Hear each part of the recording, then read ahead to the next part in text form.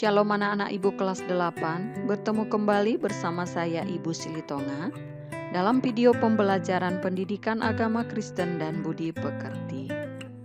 Pada pelajaran sebelumnya yaitu bab 12, kita sudah membahas bahwa bersyukur bukanlah sekedar pasrah, melainkan suatu tindakan aktif. Nah, dalam video kali ini kita masuk materi bab ke-13 dengan judul Memilih untuk bersyukur. Pada pelajaran kali ini kita akan mendalami bersyukur sebagai tindakan aktif karena dikaitkan dengan pilihan, yaitu untuk bersyukur, bukan mengeluh. Tetapi sebelum masuk ke pembahasan materi, kita berdoa terlebih dahulu, Ibu yang akan pimpin dalam doa. Marilah kita berdoa. Allah Bapa kami yang bertata dalam kerajaan surga, terima kasih Tuhan buat penyertaan Tuhan yang kami rasakan hingga pada saat ini. Dan pada saat ini Tuhan Yesus, kami akan memulai proses pembelajaran kami melalui video ini. Kiranya Engkau memberkati anak didik kami dan Engkau juga memberkati hamba yang memberikan pengajaran. Di dalam nama-Mu Tuhan Yesus kami bersyukur. Amin. Yang menjadi bacaan Alkitab kita tertulis dalam Ratapan 3 ayat 17 sampai 26, Habakuk 3 ayat 17 sampai 19, dan Efesus 5 ayat 1 sampai 4.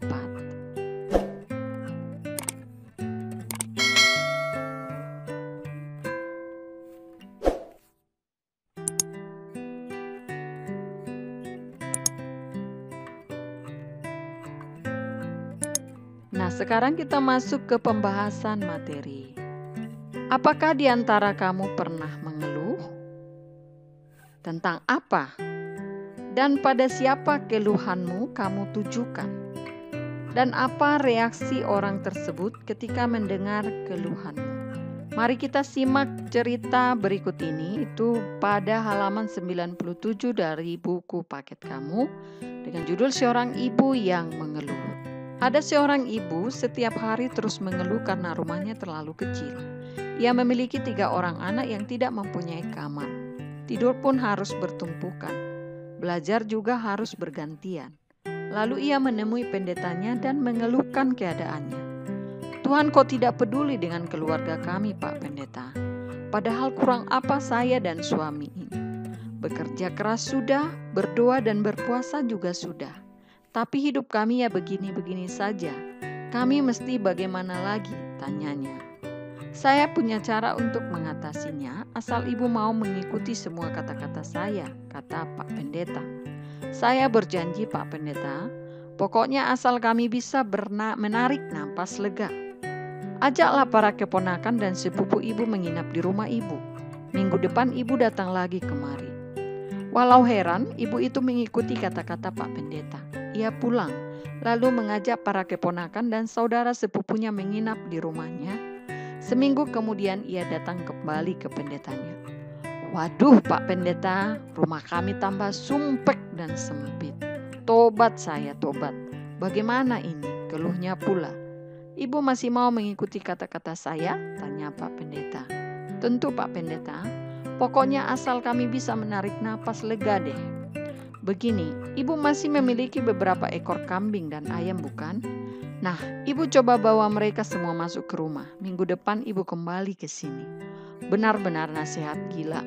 Tetapi karena sudah janji, ibu itu menuruti juga apa yang dikatakan Pak Pendeta. Ia pulang lalu membawa masuk ke rumahnya kambing dan ayam miliknya. Seminggu kemudian, ia datang lagi ke pendetanya dengan wajah tambah kusut maut. Rumah kami tambah tak karuan, bukan karena sumpek dan sempit, malah jadi bau dan kotor. Sekarang apa lagi nasihat Bapak? Tanyanya putus asa. Nah, sekarang ibu pulang deh. Semua keponakan dan sepupu pulangkan ke rumah mereka masing-masing. Kambing dan ayam kembalikan ke kandangnya, kata Pak Pendeta lagi. Ibu itu menurut, memulangkan keponakan dan sepupunya, mengembalikan ternak ke kandangnya. Besoknya ia datang dengan wajah cerah. Puji Tuhan Pak Pendeta, rumah kami tidak sumpek lagi sekarang.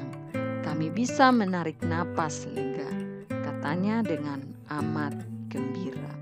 Berdasarkan cerita di atas, dalam hidup kita harus memilih. memilih untuk berkeluh kesah atau bersyukur.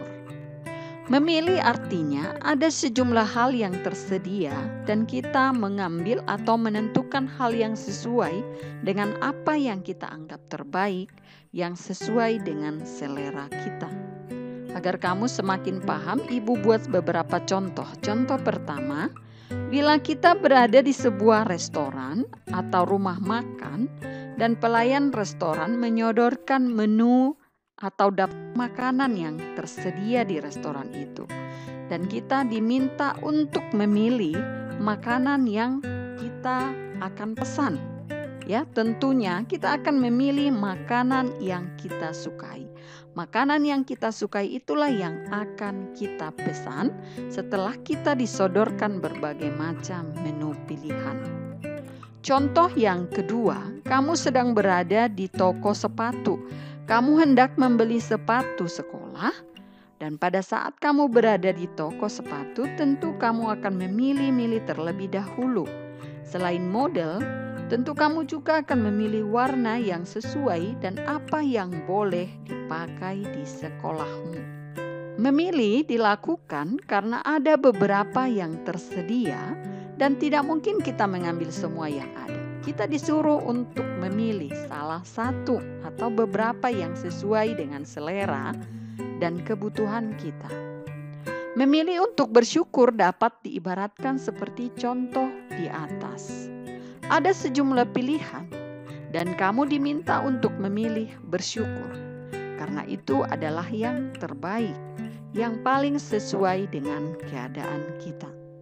Hidup bersyukur itu soal pilihan, tidak tergantung pada situasi dan kondisi di luar diri kita. Dalam keadaan susah dan berat pun sebetulnya kita dapat memilih untuk bersyukur. Nah, kita lihat tokoh Alkitab Nabi Yeremia dan Nabi Habakuk. Contoh orang-orang yang bisa tetap bersyukur sekalipun tengah mengalami kesusahan. Ya, kita lihat Nabi Yeremia lahir dan dibesarkan di sebuah desa yang bernama Anatot. Ia adalah putra dari seorang imam.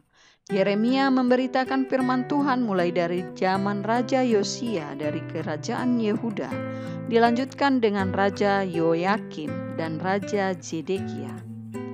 Seluruh seruan Nabi Yeremia menunjukkan kegigihan Yeremia dalam menghadapi bangsa Israel dan Yehuda yang keras kepala, tidak taat dan terus-menerus menyimpang dari jalan Tuhan. Selama masa tugasnya, Yeremia tidak jemu-jemu memperingatkan bangsanya agar bertobat dan meninggalkan dosa, sebab kalau tidak, hukuman Allah akan segera turun atas mereka. Apakah Yeremia meratapi hidup dan menyesali dirinya ketika dia ditolak bahkan dihina-hina oleh bangsanya sendiri? Jawabnya adalah tidak. Ia mengalihkan perhatiannya dari kesusahan dan derita yang dialaminya kepada kasih dan karunia Allah.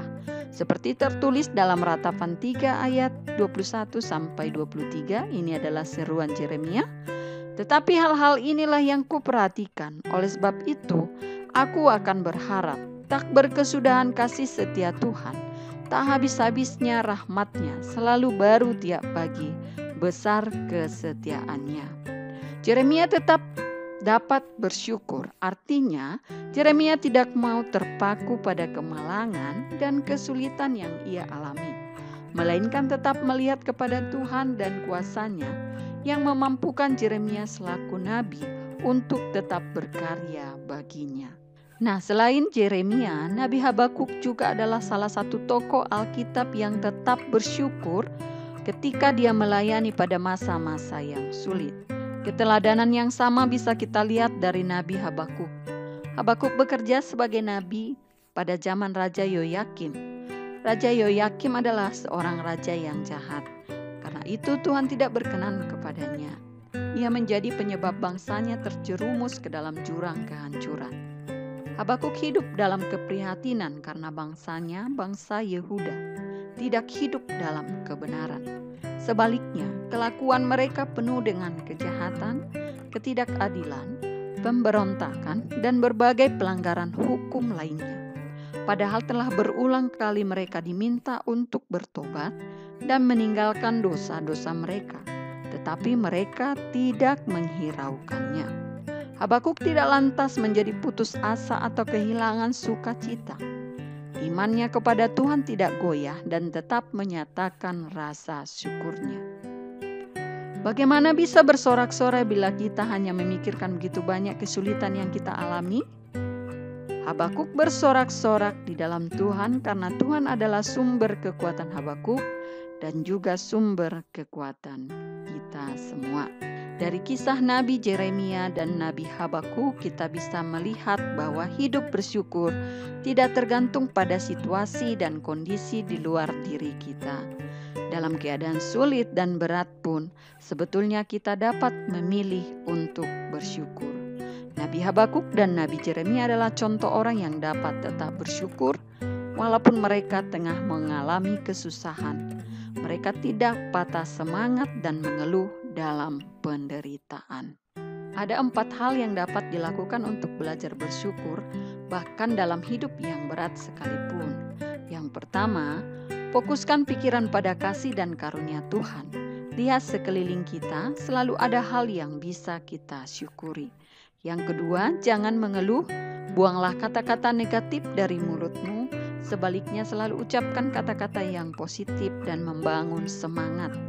Yang ketiga, lakukanlah hal-hal yang baik dan berguna bagi orang lain. Ketika masalah dan kesusahan datang, jangan pasif. Jangan biarkan diri kita jatuh pada sikap mengasihani diri sendiri. Ketika kita berbuat kebaikan pada orang lain, kita bisa merasakan kegembiraan. Dan yang keempat, buatlah catatan harian tentang hal-hal yang dapat kamu syukuri dari hari ke hari. Demikianlah pembahasan materi kita untuk bab 13 ini. Biarlah melalui pelajaran hari ini, anak-anak ibu kelas 8 semakin memilih untuk bersyukur, bukan mengeluh. Selamat menikmati hidup dalam ucapan syukur. Nah, sekarang kita masuk evaluasi. Kamu kerjakan pertanyaan pada buku paket halaman 100 sampai 102, itu nomor 1 sampai 6. Demikianlah video pembelajaran kita kali ini. Kita akan bertemu kembali dalam video pembelajaran berikutnya. Tuhan Yesus memberkati dan terima kasih. Shalom.